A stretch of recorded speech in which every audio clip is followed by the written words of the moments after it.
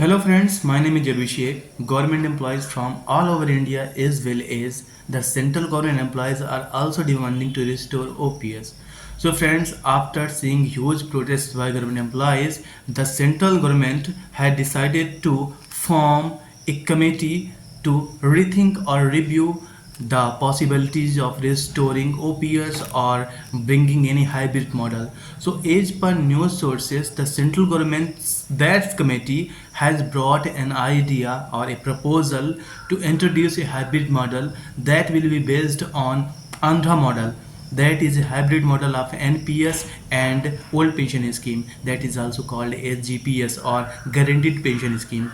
So as per this scheme, the basic salary or the cut in basic salary of government employees or salary in government employees 10% that goes to NPS will continue like we are facing today, but the government will also assure us to give 50% of last within salary after completing 30 years of service as pension.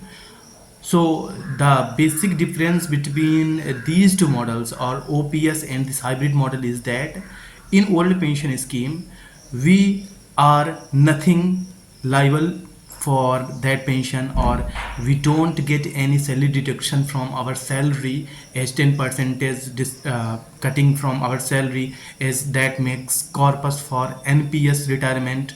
And in hybrid model, the cut in salary will keep going on, and the corpus will be used to provide us basic pension, or that will be used to give pensions to government employees.